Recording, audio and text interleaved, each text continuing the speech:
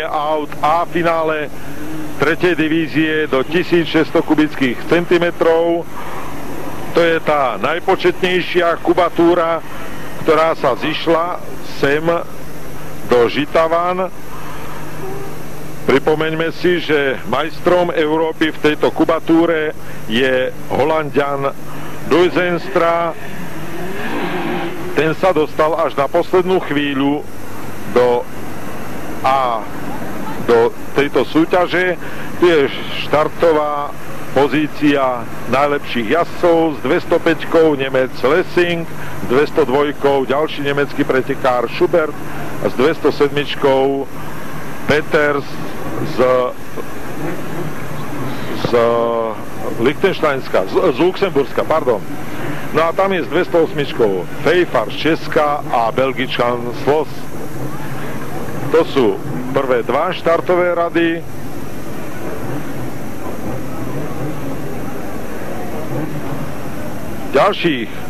Na ďalších dvoch sú s 204-kou Nemec Freischlag, s 206-kou Rus Jeloudov, s 203-kou Čech Bartášek, potom s 209-kou Kalenský z Česka a s 210-kou Švajčiar Marty. Teda tí dvaja, Kalenský a Marty, to sú dva jazdci, ktorých sme už videli v priamom prenose, kde si z B finále tejto triedy, tejto divízie 3 do 1600 kubických centimetrov vybojovali postup do A finále.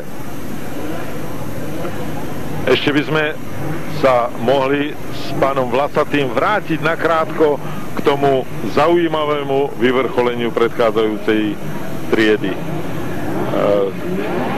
To bol, možno povedať, taký ten správny autokrosový zážitok. Nie pre divákov a myslím si, že aj pre jazdcov.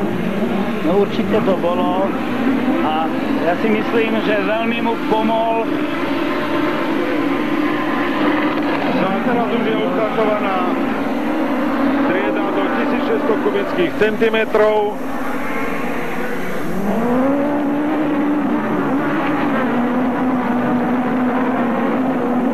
A toto bude veľmi zaujímavý boj, pretože tam to bola tá najsilnejšie obsadená kubatúra pre dnešné preteky.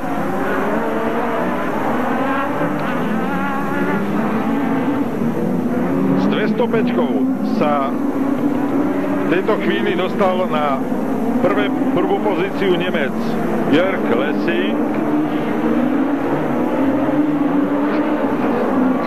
Na druhom mieste jeho krajan Thorsten Schubert a na treťom Janot Peters.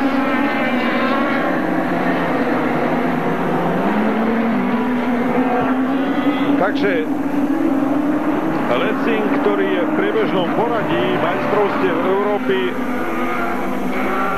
zatiaľ na 3. mieste, tak si svojou prvou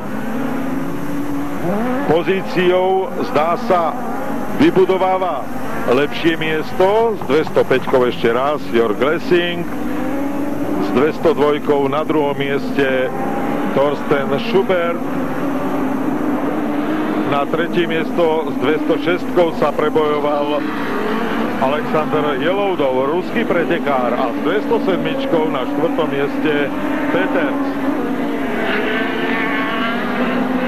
Až potom nasledujú Bartášek, ďalší nemecký pretekár, Freischlag a pretekári, ktorí sa dostali do tohto A finále z prvých dvoch miest finále B, teda Marek Kalenský a Jozef Marty. Tu sú dvaja najlepší.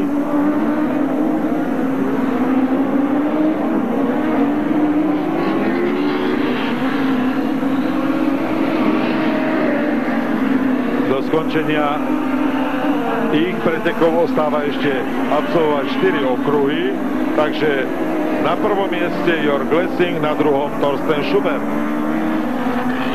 Zdá sa, že Po tom štarte, ktorý bol zase zaujímavý, bola tam tlačenica na prvej zákrute, už je to pomerne jednoduchá záležitosť.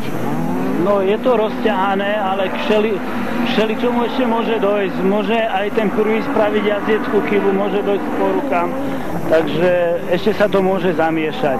Ja si myslím, nie sú také veľké odstupy, lebo prvý a druhý sú na sebe a za tretí so štvrtým. A dá sa povedať, v tých ďalších miestach je tam strkanica medzi českými jazdcami, takže každý sa snaží o popredné umiestnenie.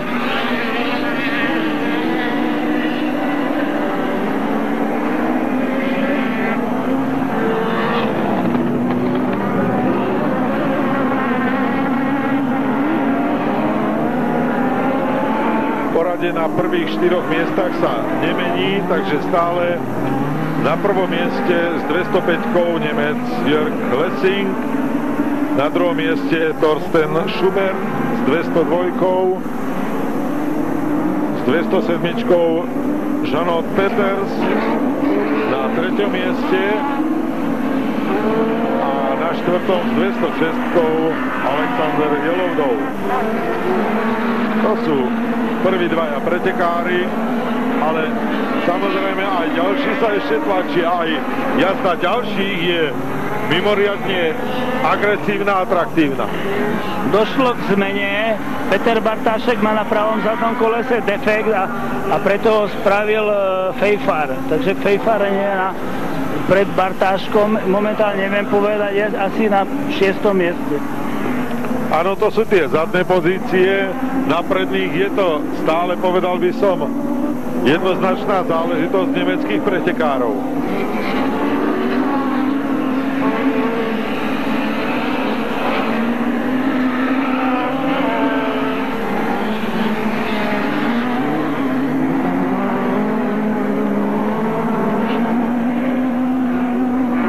Slovenský autokros využil toto domáce prostredie, že postavil na štart jednotlivých kubatúr, či už triedy do 1600 kubických centimetrov Igora Vlasatého, Miroslava Lašáka, Igora Babulica, Miroslava Šutláka, alebo v prvej divízii, ktorú už sme sledovali, Dušana Šinku, Ivana Úpalu, Milana Blanára, Romana Koňucha, Milana Trošku a Miroslava Hlohovského, alebo potom v tej kubatúre, na ktorú sa tešíme. Takže tu už je dojazd pretekárov. Víťazom sa stal Jörg Lessing, druhý Thorsten Schubert. Na treťom mieste skončil Alexander Jeloudov s 285-kou. Nie, to je 205-ka, to je víťaz, samozrejme, Jörg Lessing. Takže mali sme na štarte tu v Žitavanoch väčší počet ako zvyčajne na iných pretekoch, ale predsa len tá európska špička je oveľa ďalej. Ono to je závislé